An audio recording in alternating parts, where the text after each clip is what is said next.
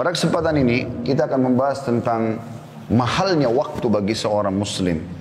Terlalu banyak ayat-ayat Al-Quran yang Allah subhanahu wa ta'ala bersumpah agar setiap muslim peduli terhadap waktunya.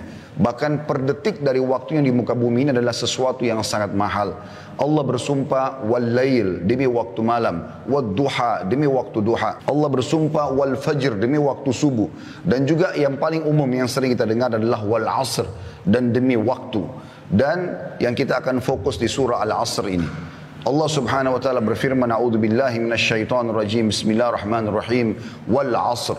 Waw adalah waw qasam, Allah bersumpah. Dan Allah tidak bersumpah dalam Al-Quran kecuali sesuatu yang sangat penting yang harus diperhatikan oleh orang-orang yang telah beriman. Asr adalah waktu. Alif lam yang digunakan di sini wa al-asr adalah alif lam yang menekankan tentang waktu itu apa yang dimaksudkan. Sebagian ulama tafsir mengatakan adalah waktu kalian di dunia. Maksimalkan. Lalu Allah mengatakan innal insana lafi khusr. Inna adalah harfut ta'kid. Sesuatu yang menitik beratkan tentang pentingnya apa yang disampaikan. Sesungguhnya semua manusia pasti dalam keadaan rugi. Maksudnya yang tidak memaksimalkan waktu mereka. Tidak tahu nilai waktu yang sudah Allah berikan kepada mereka yang sangat terbatas. Lalu dikatakan illal ladzina amanu wa amilus solihat. Hanya satu golongan yang bisa lolos di sini, yaitu orang-orang yang sibuk dengan keimanannya dan juga amal saleh. Watawasau bil haqqi watawasau bis sabr. Maka saling mewasiatkanlah kebenaran ini dan saling mewasiatkanlah kesabaran dalam melalui waktu-waktu itu dengan ketaatan kepada Allah subhanahu wa ta'ala, dengan meninggalkan kemaksiatan serta sabar terhadap cobaan yang selalu dilalui oleh setiap manusia dari sakit, gangguan orang dan seterusnya. Nabi kita Muhammad sallallahu alaihi wa ala alihi wa sahbihi wasallam mengingatkan kepada kita di dalam sebuah hadis yang sahih riwayat Bukhari. Dan hadis ini diriwayatkan Imam Bukhari nomor 5933. Kata beliau, ni'matani maghbunun fihima katsirun minan nas, as-sihhatu wal faraq. Ada dua nikmat yang Allah siapkan bagi hamba yang banyak dilalaikan oleh manusia. Yaitu yang pertama adalah as-sihha, kesehatan yang Allah berikan. Kita harus gunakan kesehatan kita sebelum sakit. Karena kapan kita sakit maka akan sangat terbatas aktivitasnya. Kemudian yang kedua adalah waktu yang lowong. Jadi kebanyakan orang subhanallah pada saat dia menemukan waktu malam yang panjang, maka dia sibukkan dirinya untuk menghabiskan waktu itu dengan hal-hal yang kosong. Atau siang yang dianggap panjang, maka juga dimaksimalkan dengan hal-hal yang kosong. Mungkin dengan hanya tidur saja, mungkin hanya dengan bersenda gurau, mungkin hanya dengan obrolan kosong, dan seterusnya. Padahal per detiknya waktu kita sangat mahal. Begitu ruginya seseorang yang menyia-nyiakan waktunya di dunia ini kalau dia tidak pakai untuk beribadah.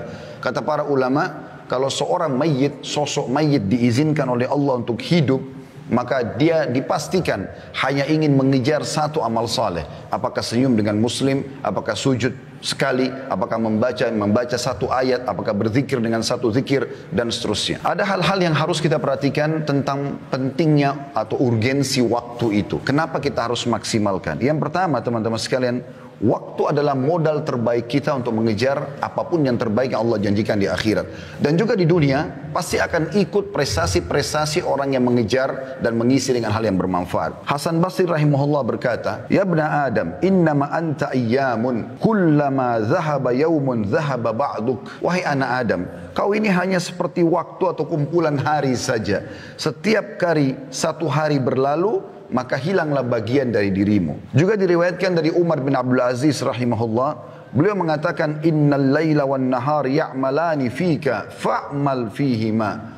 Sesungguhnya malam dan siang itu bekerja untukmu, dipersiapkan agar kau bisa memaksimalnya sebagai fasilitas di dunia ini. Siang untuk mencari pahala-pahala yang besar dengan beragam tentu ya, yang bisa kita kerjakan dari mencari rezeki, menuntut ilmu, sholat berjamaah dan seterusnya. Dan malam pun seperti itu, Allah siapkan untuk bisa beribadah kepada. Yang kedua saudaraku seiman, urgensi waktu. Waktu sangat cepat berlalu. Imam Ahmad rahimahullah berkata, aku tidak menyerupakan masa muda kecuali dengan sesuatu yang menempel di lengan bajuku lalu jatuh. Selalu saja banyak orang sekarang mengatakan, kan masih muda, kan masih sehat, nggak masalah. Oh masih muda, pakai saja untuk ini dan itu. Selalu ada kesan masa muda harus dihabiskan dengan kemaksiatan. Sampai tidak dianggap atau atau dianggap aneh kalau ada sosok anak muda yang justru tidak mengenal rokok, minuman keras, pergaulan bebas, atau mungkin ada orang yang tampan ataupun cantik. Aneh kalau dia berada di masjid atau dalam majelis ilmu atau menjadi orang-orang yang saleh. Padahal baginda Nabi SAW sudah mengingatkan, Inna Allah yu'jibu min syabin laisa lahu sabwa. Allah sangat kagum dengan anak muda justru yang tidak mengikuti hawa nafsunya. Justru di saat-saat muda itu, di saat sehat, kita maksimalkan untuk tunduk kepada Allah Subhanahu wa ta'ala. Itu adalah amal yang sangat luar biasa. Kita temukan para sahabat Nabi, Abdullah bin Abbas, Abdullah bin Umar, Abdullah bin Amr bin As, Abdullah bin Mas'ud. Kemudian banyak sahabat Nabi yang lain seperti Usama bin Zaid, Anas bin Malik, dan yang lainnya. Mereka justru tumbuh dalam ketaatan di masa-masa muda itu. Bagaimana pada saat Nabi SAW mengiklankan untuk perang Badar, justru mereka berada di saf-saf pertama di umur mereka yang masih 7-8 tahun. Dan mereka sengaja berada di depan saf, ya, sebelum orang-orang tua datang agar mereka ditunjuk untuk berperang bersama Nabi SAW. Apakah di zaman sekarang kita temukan ada umat Islam yang siap menghadapi peperangan kalau dipanggil di umur, tidak usah berbicara umur 7-8 tahun, mungkin di umur 30-40 tahun pun yang sudah mendekati masa-masa dekat kematian, apalagi 50-60 tahun, mungkin mereka masih berpikir beberapa kali untuk membela agama Allah Subhanahu Wa Taala. Ini semua karena tertanamnya keimanan dalam hati mereka.